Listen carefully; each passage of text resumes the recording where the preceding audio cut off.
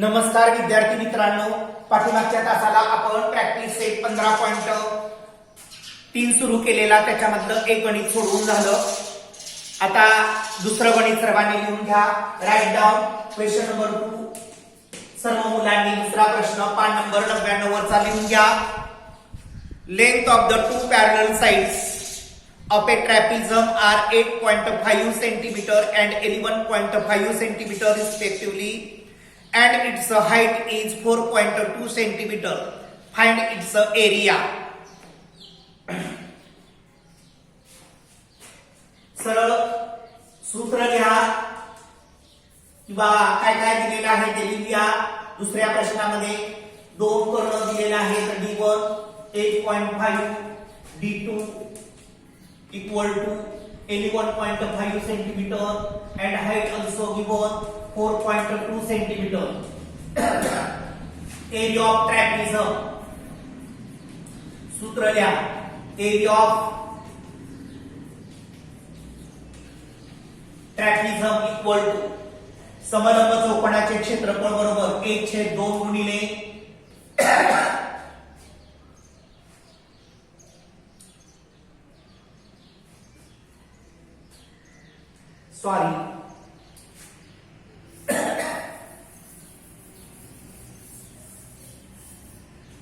d1 d2 दिलेला नाहीये ह्या प्रश्नामध्ये.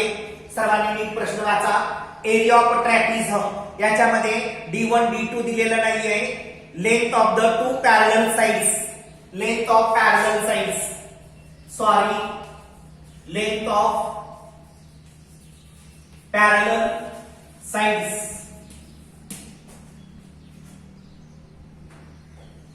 are 8.5 and 11.5 सेंटीमीटर आणि हाईट दिलेली आहे h इक्वल टू 4.2. आता सर्वांनी area of trapezium equal to 1/2 into sum of the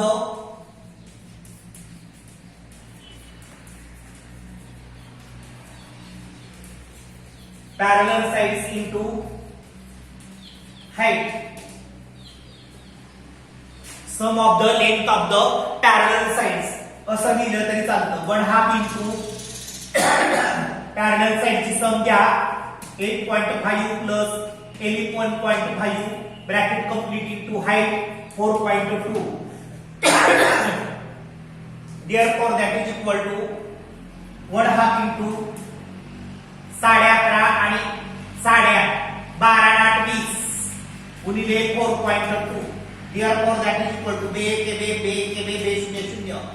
420 आणि 1.0 म्हणजे 42 सेंटीमीटरचा वर्ग. अशा पद्धतीने दोन उदाहरणं मी तुम्हाला सोडवून दिली प्रॅक्टिस सेट 15.3 मधलं. आणि तिसरं गणित तुम्हाला होमवर्कला. आज एक नवीन भाग तुम्हाला शिकवणार आहे.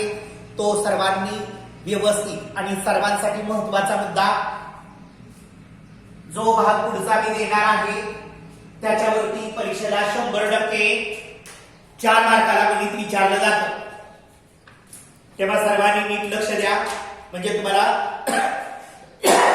लक्षात येईल. पुढचा जो नवीन भाग आहे 15.3 मधलं एक उदाहरण तुम्हाला होमवर्कला दिलंय, ते तुम्ही सोडवा. जर ते नाही आलं तर मला तसा मेसेज द्या म्हणजे तुम्हाला मी पुढच्या तासामध्ये सांगेन.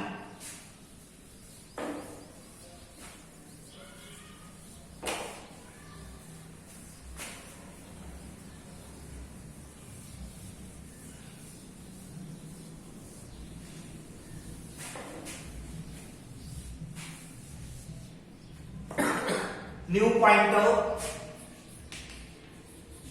Area of triangle.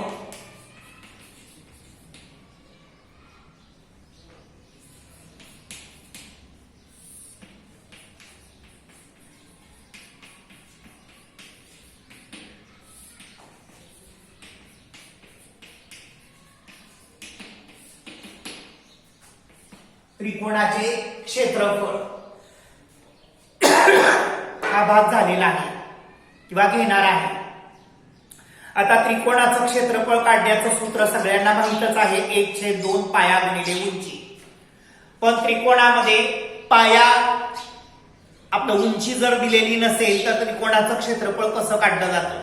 Area of right angle triangle, पाया आणि उंची दिली असता height and base is given, then area of triangle equal to 1/2 into base into height, असे दोन फॉर्म्युले झाले. परंतु आज आपण नवीन एक फॉर्म्युला शिकणार आहे एरिया ऑफ ट्रायंगलचा. त्या शास्त्रज्ञाचं नाव आहे किंवा हा फॉर्म्युला कशासाठी आला? जर त्रिकोणाच्या 3 बाजूची लांबी दिलेली असेल तर त्या त्रिकोणाचं क्षेत्रफळ कसं काढलं जातं, आणि ह्याचा शोध ज्या माणसाने लावलेला आहे त्याचं नाव आहे हेरॉन्स फॉर्म्युला. म्हणजे हिरो नावाच्या माणसाने या सूत्राचा शोध लावलेला आहे, म्हणून त्याला ह्याच फॉर्म्युलेला हेरॉन्स फॉर्म्युला असंही म्हणतात.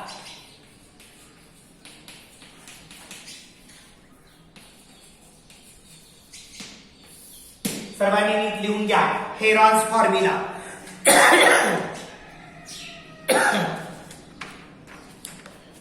हेरॉन्स फॉर्म्युला कशासाठी आला अभ्यासक्रमामध्ये ते सांगतो.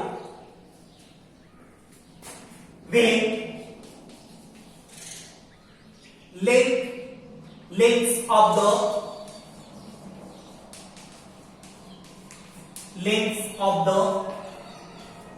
3 sides are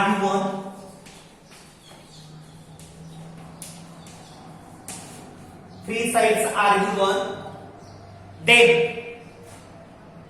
find the area of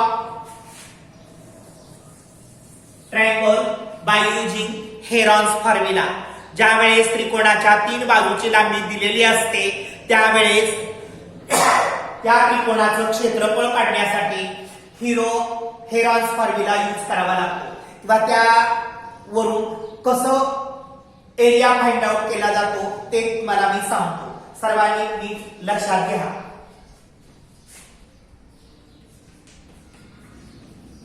three legs of 3 sides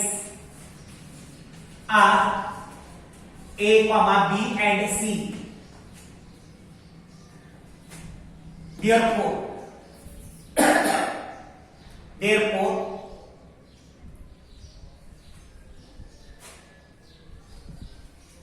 सर्वांनी नीट लक्ष द्या. अगोदर त्रिकोणाची आकृती काढतो, इकडे लक्ष द्या. हा त्रिकोण आहे, म्हणजे तुम्हाला जास्त कळलं डायरेक्ट लिहिण्यापेक्षा फॉर्म्युला समजून सांगतो. ए बी सी. ए च्या समोरची स्मॉल ए बाजू, बी च्या समोरची स्मॉल बी आणि सी च्या समोरची स्मॉल सी. जरा नीट लक्षात घ्या. In a triangle A B C बघा,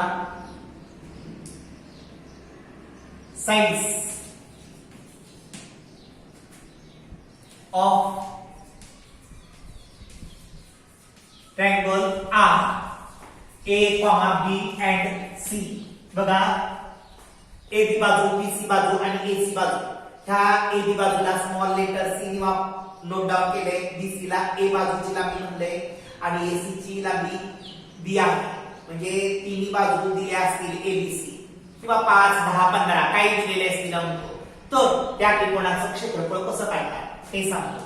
area of triangle A B C equal to वर्गमुळा. सर्वांनी नीट लक्षात घ्या. यस कंसात यस वजा ए, यस वजा बी आणि यस वजा सी. आता ए म्हणजे काय, बी म्हणजे काय, सी म्हणजे काय तुम्हाला माहित झालं. यस म्हणजे काय? S means semi perimeter.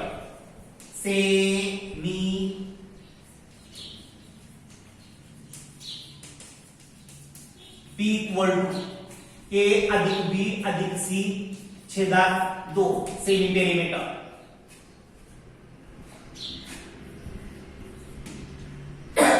आणि ए, बी and C are the sides, length of the sides.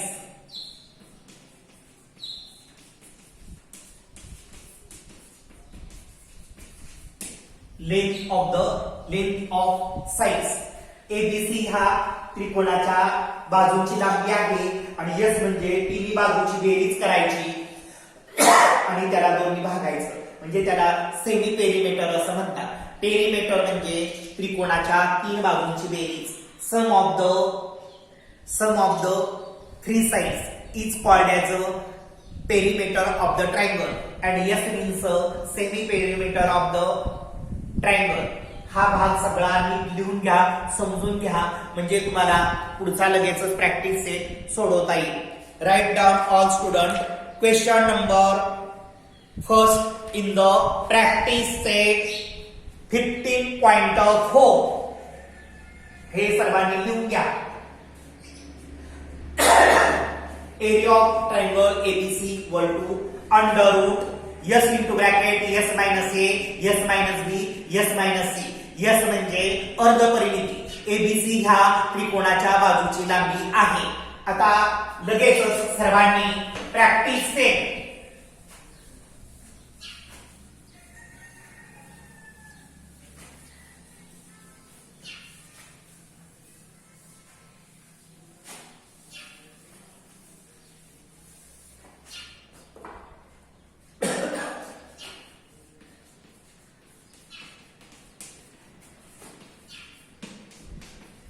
15.4 question number first. सर्वांनी पहिला प्रश्न लिहून घ्या. 15.4 sides of a triangle are 45 centimetre 39 centimetre and 42 centimetre. Find its area. नीट सर्वांनी लक्ष द्या. प्रश्न लिहून झाल्यानंतर सरळ एक त्रिकोण विचारात घ्या. In a triangle ABC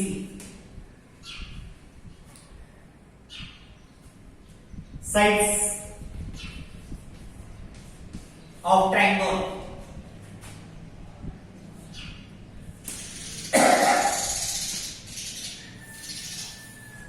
A equal to सांगा 45, B इक्वल टू 39 आणि C इक्वल टू 42. तीन त्रिकोणाला तीन बाजू असतात. त्या तीन बाजूंना अनुक्रमे ABC असं म्हणायचं. A बरोबर B बरोबर C बरोबर. आता हे लिहिलं की लगेचच अगोदर S काढून घ्यायचं. S बरोबर ह्या सगळ्यांनी S बरोबर A अधिक B अधिक C छेदात 2. A किती आहे 45, B किती आहे 39 अधिक C किती आहे 42 छेदात 2 बरोबर. 9 2 11 11 5 16. नीट बघा 9 5 14 2 16 ह्याच्याला 1 4 1 5 5 3 8 8 4 12. बेरीज वगैरे नीट करा. भागिले 2 2 आणि भागिले 2 12 1 3 6 म्हणजे असं आलं येस. आता area of triangle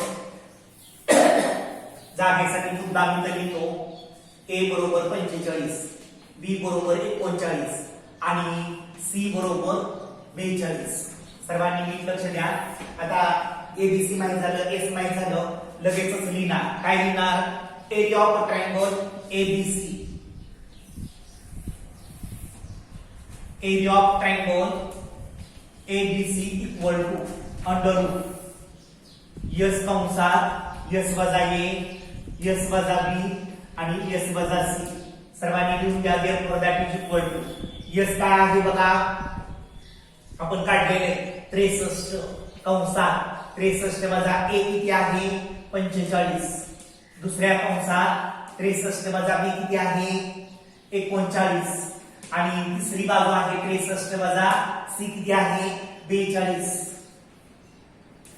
therefore that is equal to under root 63 गुणिले बघा 63 मधून 45 गेलं 5 आणि किती 13 8 5 म्हणजे 18 बघा गुणिले 63 मधून 39 गेले 9 किती 13 4 24 गुणिले 63 मधून 42 गेले 3 2 गेला 3 2 गेला 1 6 4 गेला 2. नीट लक्ष द्या आणि त्याच्या पद्धतीने फोड करून आपल्याला वर्गमूळ काढता आलं पाहिजे. मी काय करतोय बघा 9 7 63 मुद्दाम अशी फोड केली 9 दुने 18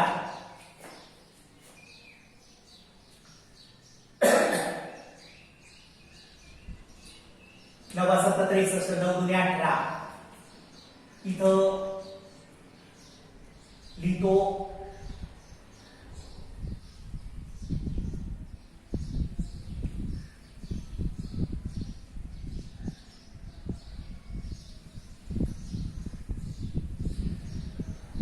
9 2 18 24 6 24 आणि 21 7 त्रिक 21 जरा नीट लक्ष द्या 9 ला जोडी आहे 7 ला जोडी आहे नीट लक्षात घ्या 4चा वर्गमूळ निघतो 6 ची फोड करूया बघा therefore that is equal to under root 9 गुणिले 7 गुणिले 9 गुणिले 2 गुणिले बघा नीट लक्षात घ्या 2 गुणिले 3 म्हणजे बेसिक 6 4 गुणिले 7 गुणिले 3 सगळ्याला जोड्या मिळाल्या 9चा वर्गमूळ निघतो 9चा वर्गमूळ 2 9 बद्दल 1 9 2 7 बद्दल 1 7 बघा 2 9 बद्दल 1 2 7 बद्दल 1 2 3 बद्दल 1 2 2 बद्दल 1 2 3 3 बद्दल 1 3 आता तुम्ही म्हणा ह्या चाराला जोडी जरी नसली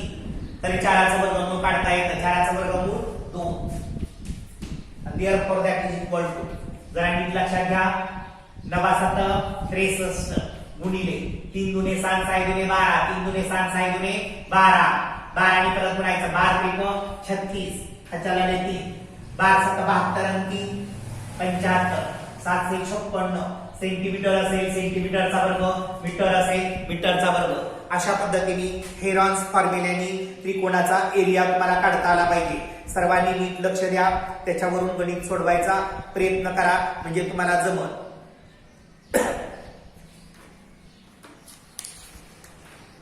जरी उत्तर बघितलं तरी सुद्धा चालतं सर्वांनी नीट लक्ष द्या 15.4 मधलं पहिलं गणित 15.4 मधलं 756 सेंटीमीटरचा वर्ग अशा पद्धतीने हा भाग 15.4 मधलं पहिलं गणित घेतलं पुढची गणित तुम्हाला आली तर सोडवा नाही आली तर आपण मी तुम्हाला सोडवून देईन ओके आपण या ठिकाणी थांबू